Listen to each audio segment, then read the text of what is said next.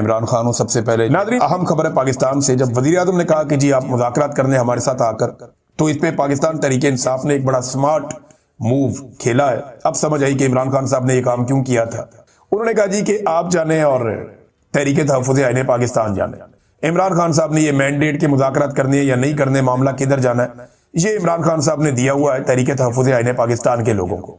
PTI ने कोई मुज़ाकरात नहीं करने, हमारी तरफ से सुर्ख झंडी है। पीटीआई मुज़ाकरात नहीं कर रही। पीटीआई तो करेगी एहतजाज, स्ट्रीट मूवमेंट का आगाज करेगी, जिसका इमरान खान साहब ने कहा हुआ है। तो हम तो करेंगे जनाब अपना वो काम, ये पाकिस्तान तहरीक इंसाफ ने कह दिया, हमारी तरफ से मुज़ाकरात नहीं है। हाँ, तहरीक तहफ़्फ़ुज़ आईन पाकिस्तान के साथ आपने मुज़ाकरात करने हैं, वो इमरान खान साहब से आप उनकी मुलाकात करवाएं, वो जाने और इमरान खान साहब जाने। तो पीटीआई ने, जो नॉर्मली होता है ये था कि जब भी कभी मुज़ाकरात होते थे तो पीटीआई की एहतजाजी तहरीक मुतासर हो जाती थी कि जनाब एक तरफ एहतजाजी तहरीक चल रही है, एक तरफ मुज़ाकरात चल रहे हैं, ये किस तरह की तहरीक है। तो अब पीटीआई कह रही है जी हमारा फोकस सिर्फ तहरीक पे, हमारे लीडर ने कह दिया हमने मुज़ाकरात नहीं करने, हम तहरीक चलाएंगे। तहरीक तहफ़्फ़ुज़ आईन पाकिस्तान कह रही है ठीक है आपने मुज़ाकरात करने हैं तो नए मीसाक जमहूरियत पर बैठ जाते हैं। अब इसमें जो इमरान खान साहब के दस्तखत है वो हम करवा लेंगे, ये उन्होंने गारंटी दी। नया चीफ इलेक्शन कमिश्नर लाया जाए और नए इंतखाबात करवाए जाए, ये दो शराइत उन्होंने रख दी तहरीक तहफ़्फ़ुज़ आईन पाकिस्तान में। नया मीसाक जमहूरियत कर देते हैं। मीसाक जमहूरियत क्या 2006 में अपोजिशन जमातों ने किया था।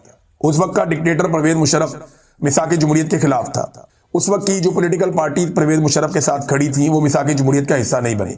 तो याद रखिएगा, मीसाक जमहूरियत आपने कह तो दिया, लेकिन मीसाक जमहूरियत का हिस्सा कभी भी जो हुकूमत में शामिल जमातें हैं वो नहीं बनेंगी। यानी आज जो काम PMLN कर रही है वो कल को काफ लीग कर रही थी माजी में परवेज मुशर्रफ के दौर में। आज जो काम पीपल्स पार्टी और जरदारी और बिलावल कर रहे हैं वो काम माजी में पीपल्स पार्टी पैट्रियाट के लोग कर रहे थे। राव सिकंदर इकबाल, आफ्ताब शेरपाव, फैसल साले हयात वगैरह, ये लोग माजी में ये काम कर रहे थे। तो ये बात आपको ज़हन में रखनी पड़ेगी कि जो लोग एस्टेब्लिशमेंट के साथ खड़े होते हैं वो मीसाक जमहूरियत का हिस्सा नहीं बना करते। चंद वजूहात भी है ना, देखें, एक तो जो वजूहात है सादी सादी आपको बताता हूं कि हुकूमत मुज़ाकरात में संजीदा क्यों नहीं होगी। ये चंद वजूहात हैं, ये आप ज़हन में रखें। नंबर एक, इमरान खान की मकबूलियत। जब तक इमरान खान मकबूल है हुकूमत मुज़ाकरात पे नहीं आएगी, क्योंकि फिर इलेक्शन में जाना पड़ेगा। नंबर दो, एस्टेब्लिशमेंट के साथ उनकी शराकत है, तो मुज़ाकरात तो एस्टेब्लिशमेंट के खिलाफ ही होने, तो वो नहीं आ पाएंगे। नंबर तीन, अवाम में बिल्कुल वक़्त खो दी है, अवाम इनको मुंह नहीं लगा रही, तो ये मुज़ाकरात में आके इलेक्शन में क्यों जाए। और नंबर चार, गवर्नेंस में बिल्कुल नाकामी है, इनके पास कोई ऐसी चीज नहीं है जिसकी बुनियाद के ऊपर ये पब्लिक में जाकर ये कहें कि जनाब हमने ये काम कर दिए। अवाम को दिखाने के लिए भी इनके पास कुछ नहीं है। ये वो चीजें हैं जो हुकूमत को किसी भी किस्म के संजीदा मिसाक से रोक देगी, यानी हुकूमत किसी मुज़ाकरात का हिस्सा नहीं बनेगी इन चीजों की वजह से। अब पाकिस्तान तहरीक इंसाफ ने अपना खेल खेल दिया। फजलुर रहमान साहब का एक बड़ा सख्त स्टेटमेंट आया, वो स्टेटमेंट बहुत इंपॉर्टेंट है इस मौके पर, इसलिए मैं आपको पढ़ के सुना रहा हूं। फजलुर रहमान साहब ने साफ साफ कह दिया कि ना बैत करेंगे और ना ही मुल्क को तुम्हारे रहमो करम पर छोड़ेंगे। अब आप समझ रहे हैं फजलुर रहमान साहब कह किसे रहे। अल्फाज का इंतखाब बड़ी एहतियात से करते हैं। उन्होंने इलेक्शन को धांधलीज़दा इलेक्शन करार दिया, मैंडेट को उन्होंने झूठा मैंडेट करार दिया। उन्होंने कहा जी कि ये हुक्मरान यूरोप के हैवानियत वाले तस्वुर को हम पे मुसल्लत करना चाहते हैं, अवाम की राय को तब्दील करने वालों के हाथ पर हम बैत नहीं करेंगे, ये फजलुर रहमान साहब ने कहा। फजलुर रहमान साहब एक एक स्टेप करके आगे जा रहे हैं और ये मुसीबत तो वाकई पाकिस्तान की एजेंसियों को और एस्टेब्लिशमेंट को इस वक्त है कि अगर मौलवी भी पूरी तरह से मैदान में आ जाते हैं और इन्हें नहीं रोका जा सकता तो पीटीआई को रोकना पहले ही मुश्किल था। इनके साथ अगर मजहबी तबका भी खड़ा हो जाता है तो एक नई मुसीबत पाकिस्तान की एस्टेब्लिशमेंट के लिए बन जाएगी, क्योंकि मईशत इनसे संभल नहीं रही, काम इनसे हो नहीं रहा और महंगाई को ये कंट्रोल कर नहीं पा रहे, तो अवाम किसी भी नुक्ते से इनसे खुश नहीं है, तो ये तहरीक बहुत ज्यादा जान पकड़ जाएगी। नादरीन, आसिफ मुनीर साहब ने एक स्टेटमेंट दिया और वो स्टेटमेंट ये है कि कौम और फौज में तफरीक पैदा नहीं करने दी जाएगी। मैं एक सिंपल बात करना चाहता हूं कि देखिए, ये कौम और फौज में तफरीक पैदा कैसे होती है? क्या कोई आदमी पाकिस्तान की फौज और पाकिस्तान की कौम में तफरीक पैदा कर सकता है? कोई भी नहीं कर सकता। बड़े लोगों ने ये कोशिश की, सारे लोग ये नाकाम हो गए। ये तफरीक जब भी पैदा होती है पाकिस्तान की मिलिट्री एस्टेब्लिशमेंट की वजह से पैदा होती है। ये चंद चीजें मैं आपके सामने रखता हूं। नंबर एक, सियासत में मुदाखलत से कौम नाराज होती है। नंबर दो, हलफ की जब आप खिलाफ वर्जी करते हैं तो कौम नाराज होती है।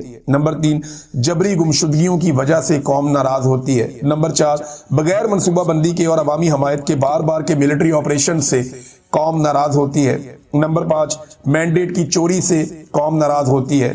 नंबर छह, सबसे मकबूल अवामी रहनुमा को जेल में रखने से कौम नाराज होती है। नंबर सात ये भी है कि जब दिफा का काम छोड़ के बाकी काम किए जाते हैं, बाकी कारोबार किए जाते हैं, तो कौम को वो चीजें पसंद नहीं आती, लोग नाराज होते हैं, थोड़ा थोड़ा उनमें रिएक्शन पैदा होता है। ये वो चीजें हैं अगर जिन्हें बंद कर दिया जाए तो कौम और फौज के बीच में कोई नाराजगी किसी किस्म की नहीं होगी। इसका तजर्बा करके देखा जा सकता है। नादरीन, कायद-ए-आज़म मोहम्मद अली जिन्ना का यौम पैदाइश, इस हवाले से सारे पाकिस्तानियों को मुबारकबाद। और आज जो क्रिश्चियन बरादरी है, मसीही बरादरी, वो क्रिसमस का त्यौहार भी मना रहे हैं, उनको भी त्यौहार मुबारक।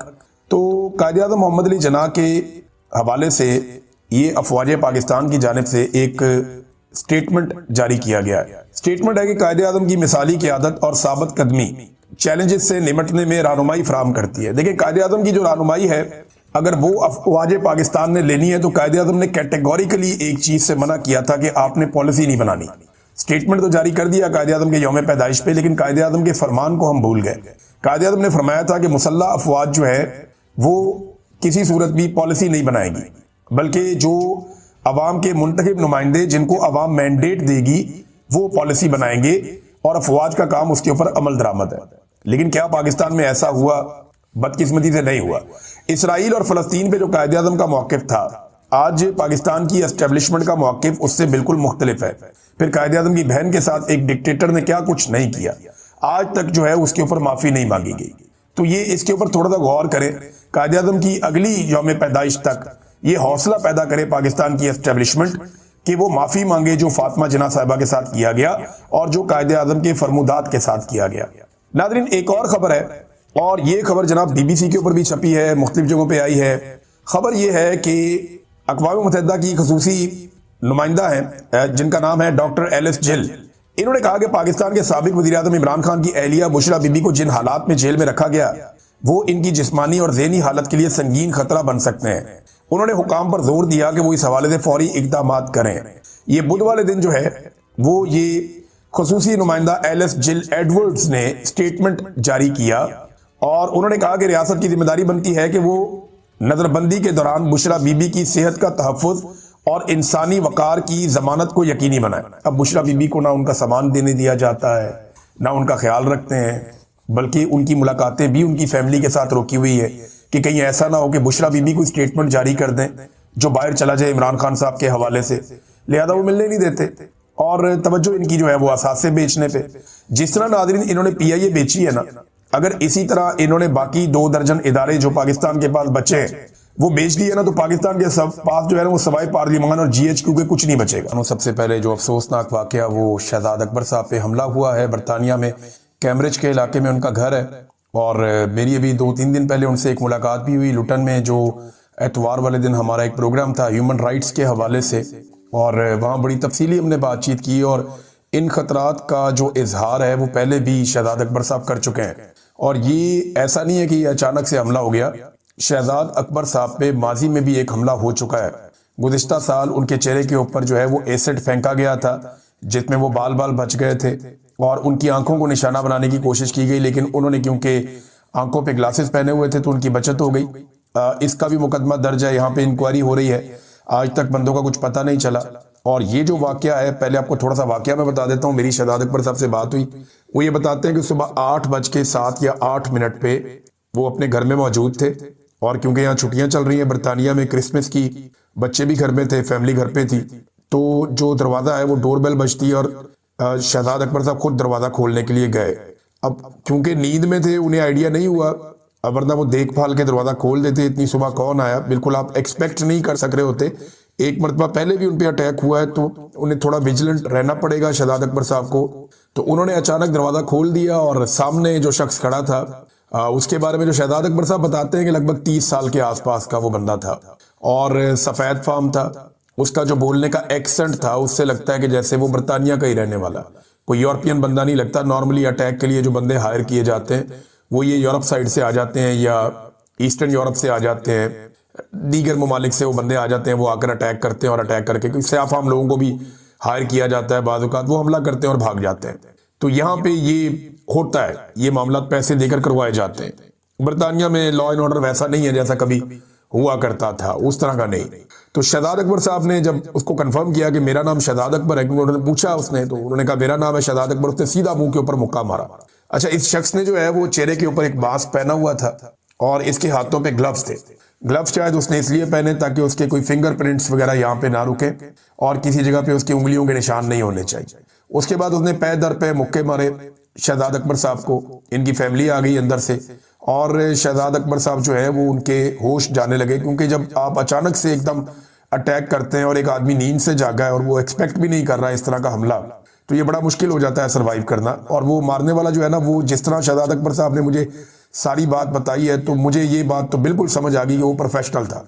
जो मारने के लिए आया था वो फाइटर था, वो प्रोफेशनल आदमी था, उसको पता था कैसे मारना है। जब शहजाद अकबर साहब गिरे, इसके बावजूद वो सिर्फ उनके मुंह पे मार रहा था, यानी उसका मकसद सिर्फ मुंह को जख्मी करना था। वो लगातार मुंह पे मार रहा था।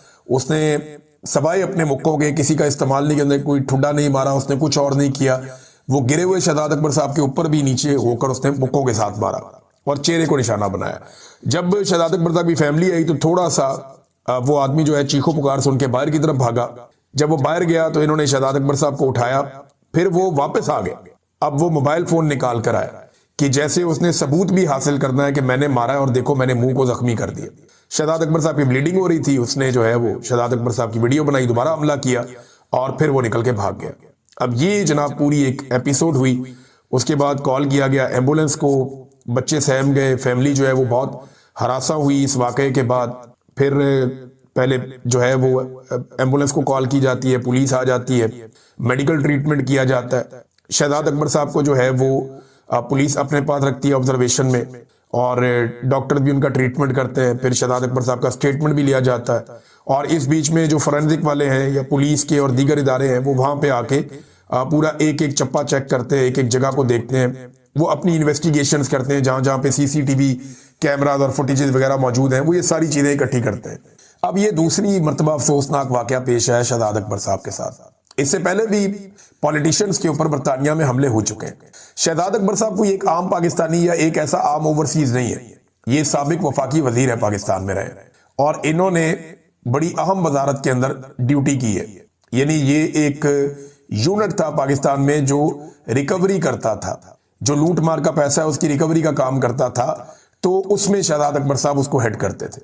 अब ऐसी सूरत हाल में इनकी जान तो खतरे में है। बरतानिया ने इनसे पहले भी कहा था, बरतानिया की जो एजेंसीज हैं, जो पुलिस है, उन्होंने शहजाद अकबर साहब को मेरी इत्तला के मुताबिक ये कहा था कि आप यहाँ पे असाइलम ले लें, लेकिन शहजाद अकबर साहब ने असाइलम लेने से इनकार कर दिया। वो आज भी एक पाकिस्तानी शहरी की हैसियत से बरतानिया में रहते हैं और यहाँ पे वो अपनी जिंदगी अपने बच्चों के साथ गुजार रहे हैं अपनी जान बचाने के लिए।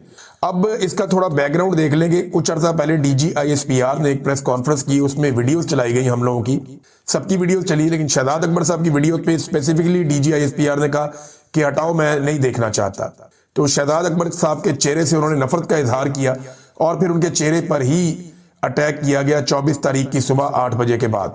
मोहसिन नकवी साहब ये जनाब शहजाद अकबर साहब के हवाले से 18 नवंबर को एक प्रेस कॉन्फ्रेंस करते हैं, ना सिर्फ शहजाद अकबर बल्कि बाकी सब लोगों को भी इसमें रगेड़ते हैं। उसके बाद एक प्रेस कॉन्फ्रेंस करते हैं नवंबर में। फिर ये 4 दिसंबर को जैन मेरियट से मुलाकात करते हैं जो बरतानिया की सफीर है, और खबरें लगवाई जाती है कि शहजाद अकबर और दीगर लोगों को हमारे हवाले किया जाए। इसमें एक आदिल राजा साहब भी हैं और दीगर लोग भी हैं। फिर मेरा और साबिर शाकिर साहब का नाम आता है बार बार खबरों में कि इनको भी जनाब पकड़ के ले जाएंगे। मुझे कई लोगों ने इस बारे में राब्ता किया, तो मैंने कहा जब पकड़ेंगे तो आपको मौक़िफ़ भी देंगे जब कोई ऐसी चीज़ होगी। फिर हमें टेलीफोन कॉल आना शुरू हो जाती हैं, ये मुझे भी आई हैं, साबिर शाकिर साहब को भी आई है, शहजाद अकबर साहब को भी गालिबन ज़रूर बताया गया होगा। मुझे वो फ़िक्रमंद दिखाई दे रहे थे, लेकिन उनको स्पेसिफिक इन्फॉर्मेशन उन्होंने मेरे साथ पहले शेयर नहीं की थी। हाँ, वो ये ज़रूर कहते हैं कि उन्हें इस बात का खतरा मौजूद है कि उनके ऊपर बार बार हमला किया जा सकता है। हमें बाकायदा ये बताया गया कि आपको केयरफुल रहना होगा, आपके ऊपर अटैक हो सकता है। अभी जो 2 दिन पहले हमने एक प्रोग्राम किया था, उस प्रोग्राम में भी जब हम पहुंचे तो हमें ये इत्तला मिली कि वहां पे कुछ ऐसे लोग पहुंचाए गए हैं जो आपके ऊपर या तो अटैक कर सकते हैं या कोई हालात को खराब कर सकते हैं। लिहाजा हमें मौका नहीं मिला लोगों से ज्यादा मिलने का और हमने अपना पूरा प्लान तब्दील किया था और उसके बाद फिर ज्यादा लोगों से मिले बगैर अपना प्रोग्राम मुकम्मल करके हम चंद लोगों से मिले और फिर हमें वहां से जो इंतजामिया है उन्होंने कहा जी आप निकले यहाँ से फौरन। हमें फिर वहां से निकलना पड़ा। अब ये बरतानवी हुकूमत को देखना होगा कि एक साबिक फेडरल मिनिस्टर है, कैबिनेट का मेंबर है और एक इंपॉर्टेंट आदमी है, पाकिस्तान से उसका ताल्लुक है। बरतानिया में उसके ऊपर 2 मरतबा हमला हो चुका है। इस हमले के पीछे कौन लोग हैं? इस शख्स के बारे में एक और चीज उन्होंने कंफर्म की कि चेहरे के ऊपर उसने मास्क पहना हुआ था, यानी वो अपनी शनाख्त को छुपाना चाहता था। ये एक इंतहाई अफसोसनाक वाकया है। और ये वाकया बता रहा है कि किस तरीके से मुखालिफ आवाजों को कुचलने का रुझान बढ़ता चला जा रहा है और ये बढ़ते बढ़ते पाकिस्तान से बाहर भी चला गया।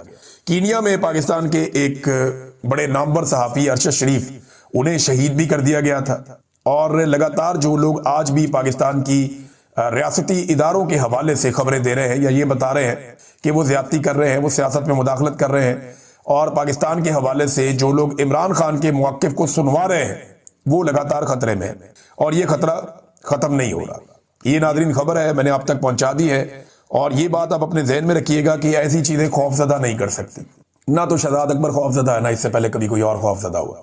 ये जो मर्जी कर लें, ये काम तो होता रहेगा, ये सिलसिला रुकेगा नहीं। जब हमने ये काम शुरू किया ना, हमें इस बात का आइडिया था कि इसके नताइज क्या हो सकते हैं। पहले दिन ही पता था कि इसके नताइज क्या हो सकते हैं और वो नताइज भुगतते भुगतते हम ये काम करते रहे।